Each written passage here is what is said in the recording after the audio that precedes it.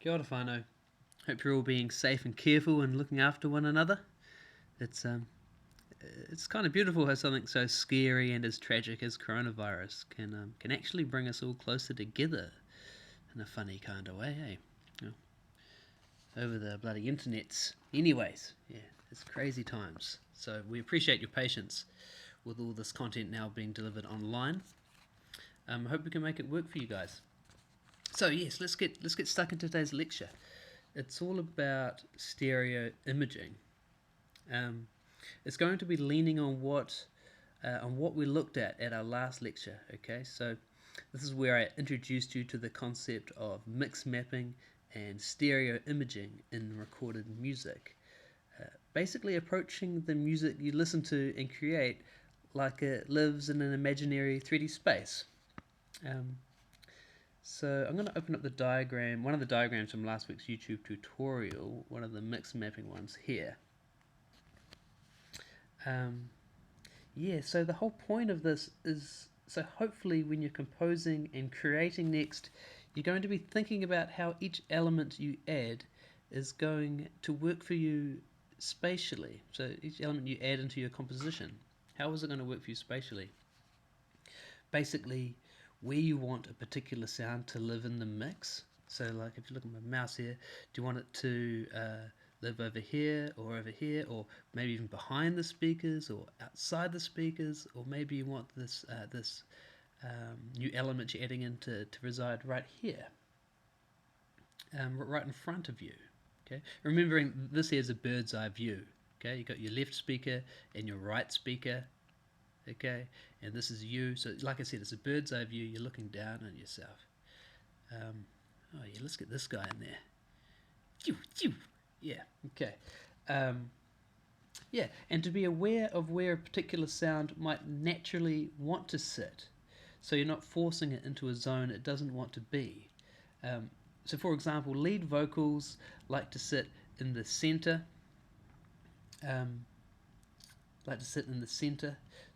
Soft sounding ambient pads might naturally sit further back than like a zizzy sounding sawtooth synthesizer, which is going to grab your attention and is going to be very upfront too. So yeah, just to be aware of what sounds you're using and where they might naturally want to sit. We want to be thinking about that too. Is that new element you want to add going to get in the way of already existing sounds? Maybe look for a sound that's tone contrasts other sounds in the mix, giving it plenty of room to have its own little space. Oh, excuse that.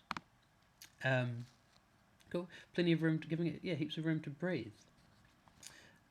Is that new sound going to sit in a very wide space, like outside your speakers? Or is it going to sit front row center of your mix? Right? These are the questions you want to be asking yourself during the creative process. So you end up making wise and well thought out decisions when you're making your music. It's pretty key. You internalize these concepts so they become second nature and don't distract you from when you're making music. They just happen naturally, right? So so we're going to be looking at some practical and fundamental techniques that can be applied in any DAW recording software to help you add space and depth to your mix. So yeah, first things first, volume, panning, and equalization. Specifically in today's lecture, we're going to be looking at low pass filter and high pass filter, but low pass filter mainly. But yeah, let's have so volume, right? Volume's a pretty big one. Anyway, if you can master these three techniques and apply them musically, when you then choose to add some of the more advanced techniques like short delays, chorus, ambient reverbs, width, etc., these other things, they will work that much better as you would have laid down a solid foundation. So yeah, let's start with volume. It's to put it very simply, the louder an element is in your mix in relation to the other elements, the closer it will feel to you. in the mix. It will appear closer. But in saying that, a sound that consists of mainly high frequencies and no low or low mids can sound very close in the mix at the same time at a very low volume, because high frequencies appear closer than low frequencies. So that's just another thing to take into consideration too. But typically, if something is louder in relation to other elements in the mix, it's going to appear closer to you than if you had turned it down. Okay, so now onto panning. Like volume, it's pretty obvious what it does here, right? Pan something to the left and it comes out the left speaker, pan something to the right, it will come out the right speaker. Panning can be a really useful tool for clearing up the center of a stereo mix, which can easily get cluttered, the center of your mix. It can get full of all sorts of things. So yeah, typically lead vocals, the kick drum, the snare drum, bass, they all sit really well in the center. So moving other sounds out of the way with panning, say guitars, hi-hats, cymbals, keyboards, etc., can give them the space that they need to be heard, as well as clearing up the center for things like vocals and kicks, right? So, in saying that, these are rules of thumb with commercial music, let's say. You can absolutely break these rules, right? But it's good to know all of this so you can break the rules with intent. Okay, so finally, equalization. I'm going to focus specifically on low-pass filter EQ, I think here.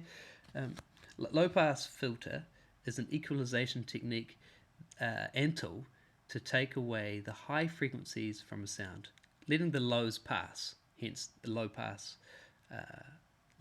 filter. When you take the highs, the high frequencies off an instrument, off a sound, it's going to help give the illusion that it's further away and deeper in the mix. So yeah, when we're taking frequencies away, we call them the subtractive EQ. You can also add high frequencies to a sound that you want to appear closer, and we'd call that additive EQ. I personally lean towards subtractive EQ, especially in the early stages, as I've found the mix comes together a lot faster towards the end of the process. Also, additive EQ typically happens after the compression stage, which we haven't even gotten to yet. Volume, panning, subtractive EQ come first. Okay? And then we've got compression after that, and maybe additive EQ. Okay? Yeah, the typical effect chain within a track quite often looks like subtractive EQ, taking away frequencies from an element, then compressing it, and then additive EQ if it needs something that it's missing. Okay? So, yes, to wrap this up, when adding elements to your composition, think about what might complement the other sounds spatially. Okay, say you've got some really high zizzy synths in there, and you think, oh, what's another synth sound I could add in? Maybe think about adding something really soft, so there's some contrast there.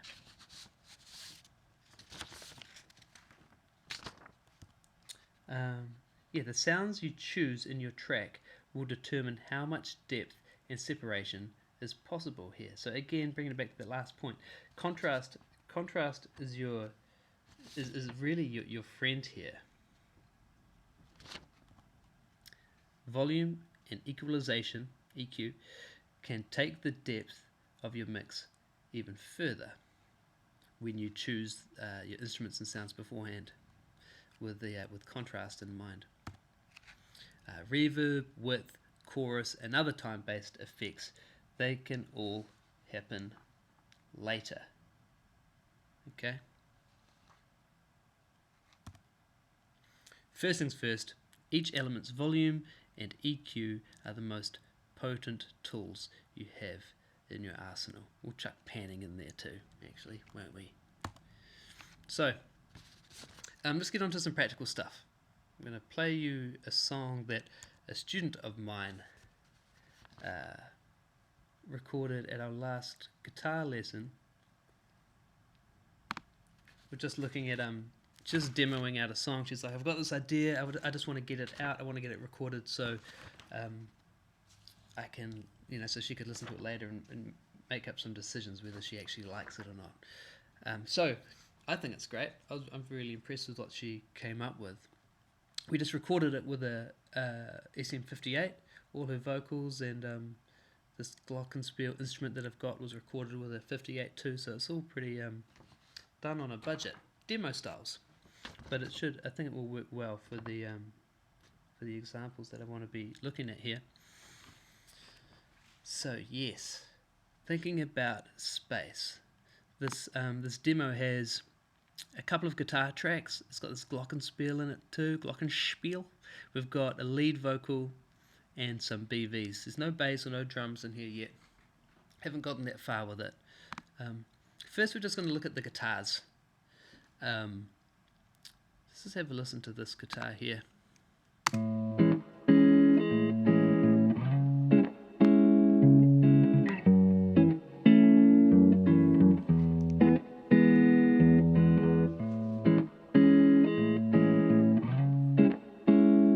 Okay, and we've got a second guitar part here as well. Let's listen to these two guitar parts together.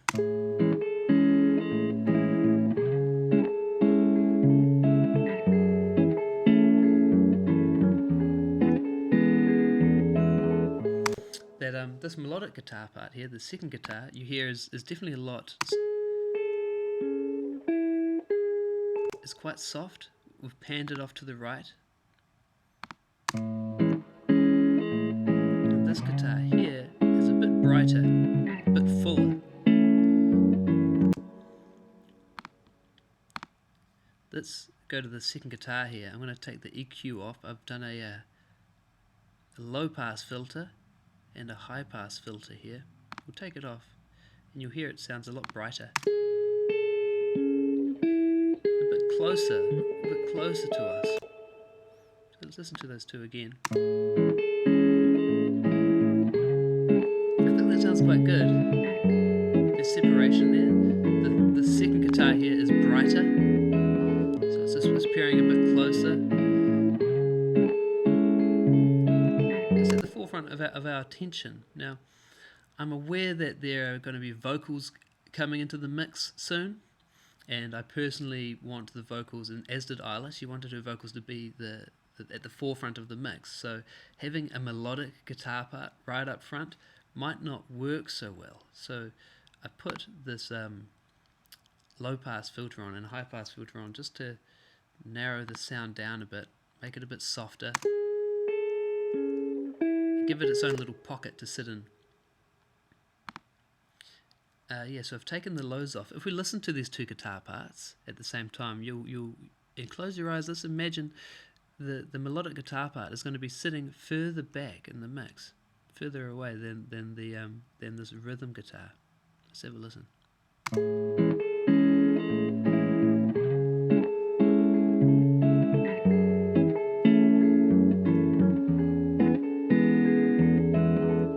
Okay, I'll turn the EQ off so to make the guitar bright again, and the melodic guitar is going to sound closer.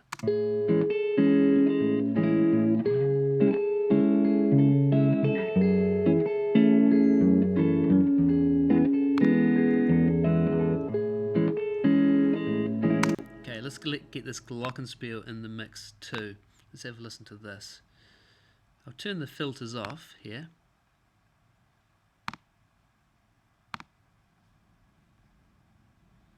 And I'll put the panning straight in the middle.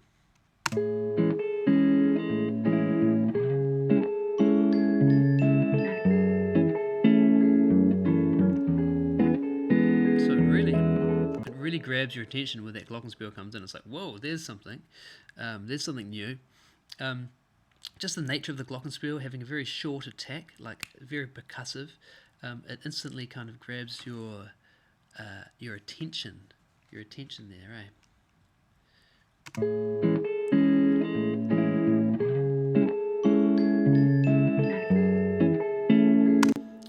Maybe a bit too much. Again, I know there are going to be vocals in this mix eventually, So I don't want anything to be too close. I want to save some of those frequencies for the vocals. So I understand that the glockenspiel might sound great like this in the mix, right in the center. There's no panning. It's sitting right in the middle of the mix, and with no filters, so it's nice and bright. As an instrumental, it works well. But I need to bear in mind that I know there are going to be vocals on this song, and I want the vocals to be the priority. So I'm going to bring that filter back in so they don't stand out so much when they appear.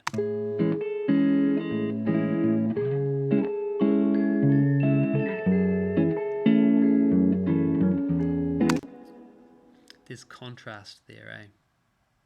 That's what's making these three different elements sit well with each other. They none of them sound particularly flash, but there's still space there. This first guitar is nice and full. It's got some bright frequencies in there. You'll see I've added a little bit of high frequency stuff there, which arguably could have happened after the compression stage, but I'm just being a little cheeky. It sounds fine. And then the second guitar is a lot softer and doesn't have any of this low frequency content going on. So there's contrast there, which is going to help with the depth. It's got that, like I said, it's got the low pass filter on, so it's going to sound further away too. And then we've got the glockenspiel sitting straight in the middle of the mix, which might clash with the vocals. We'll see soon. We might have to pan that soon, but for now it's okay. Let's have a look at the vocals now. We'll just solo the vocals even. Let's have a look at these, specifically the lead vocal. I need to get out of the spinning loop and somehow get unattached from you, 'cause I let you in when all you're doing is messing with my head. I need to get out of the spinning loop and somehow get unattached from you. All I've done here pretty much is put a high pass filter on, letting the high frequencies past. Here, I'm just basically getting rid of the low rumble that doesn't need to be there. There's some low frequency stuff in here. I need to get out of the spinning loop. All of this stuff and here. Somehow get unattached from you, 'cause I let you. It's not. We can barely even hear it. It's not doing anything. It's just kind of just cleaning up the mix. We're just being tidy here. We're just getting rid of some frequencies that we really don't need in the vocal. I've then added some compression and a little bit of ambient reverb. Take note, when I'm going to turn the reverb on and off, we're going to listen through it. You're going to, and just imagine again, we're thinking about how close a sound appears. If there's no reverb on a sound, it's going to sound very close. I need to get out of the spinning loop. She's right there. She's like right next to our ears. I let you in when all you're doing is messing with my head. I need to get out of the spinning loop and somehow get unattached from you, 'cause I let you in when all you're doing is messing with. She's still close, but she's a little bit further away. It sounds a little more natural. She's in a room. Okay. Now let's have a look at the backing vocals here. Okay. In fact, let's just loop this up.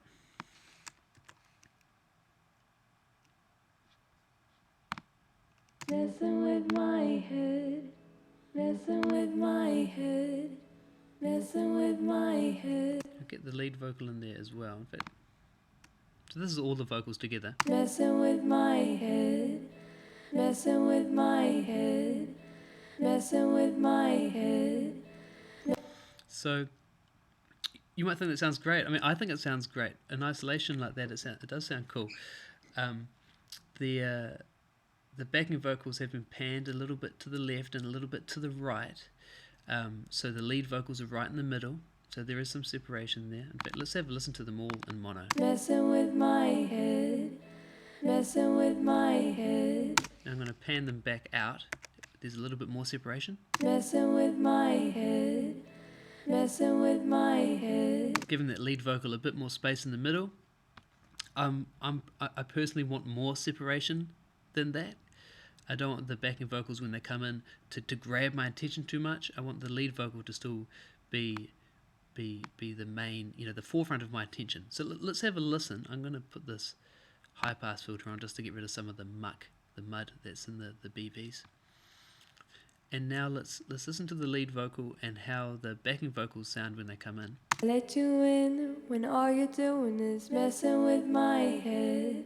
Sounds fine. I think the volume is working well.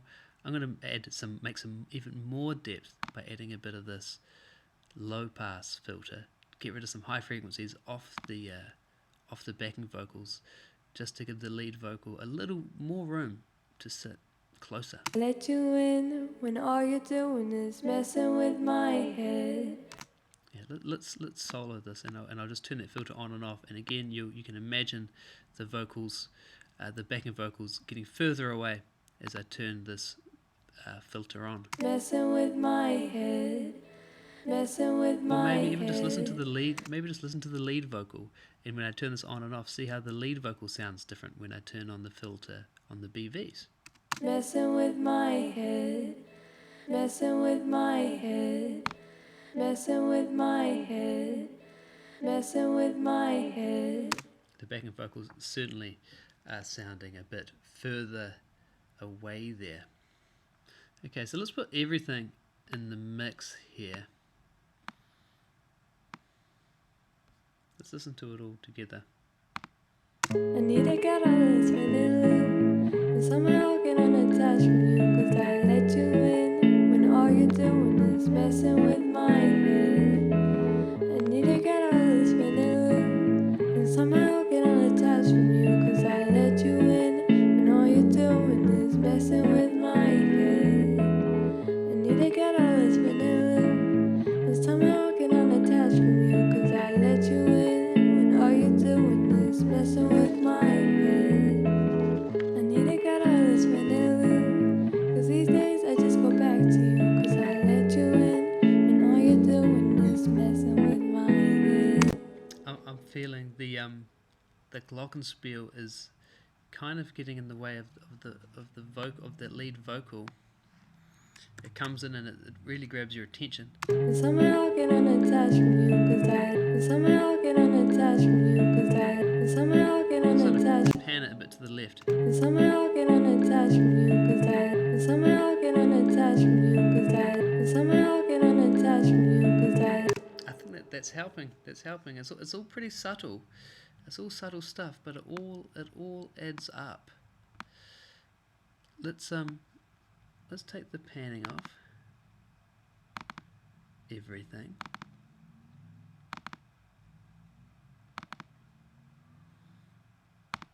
And let's take the low pass filters off everything.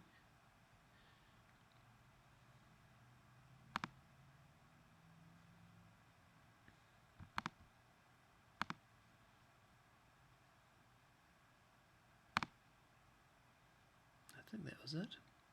I need to get all this spinning loop and somehow get unattached from you, 'cause I let you in when all you're doing is messing with my head.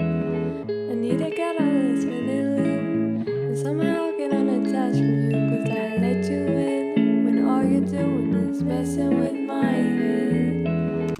Now we'll bring all of that spatial stuff back. It's going to sound a little quieter because the filters are taking away frequencies, but the separation will be greater. I need to get all this spinning loop and somehow get unattached from you, 'cause I let you in when all you're doing is messing with my head. I need to get all this spinning loop and somehow get unattached from you, 'cause I let you in when all you're doing is messing with my head. So we've kind of we've kind of sacrificed the tone of the glockenspiel, that melodic guitar, the backing vocals. We've made them sound like individually not as good, right? We've sacrificed them to let our priorities like shine through, and for me it was the vocals. And this is just my approach. Like every mixing engineer would approach this differently, and you might approach it differently too. You might love the BVs being nice and bright, so when they come in, they really do grab your attention, and it really might help emphasize those lyrics, maybe. I've listened to a bit of Billie Eilish stuff recently, and some of her backing vocals and on her tunes are just right up front with the lead vocal, and it sounds sick. There's no rules here. These are just rules of thumb, really. So break them, as far as I'm concerned. Go for it. Let's do a quick mix map of this tune. I need to get all this spinning loop and somehow get unattached from you, 'cause I let you in. Okay, let's start with the guitar. This bluish guitar.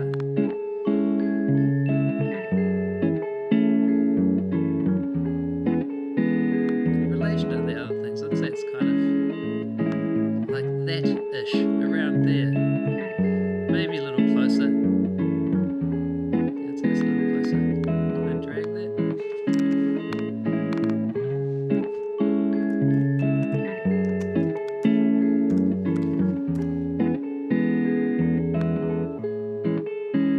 I'd say that's around there. And the second guitar, the melodic one, let's have a listen to that.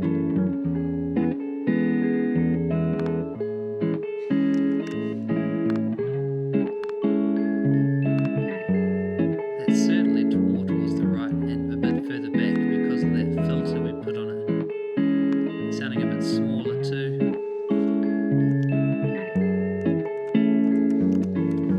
So let's say that's sitting over there. Sorry about the angle, I can't help that because I don't know what I'm doing. The glockenspiel.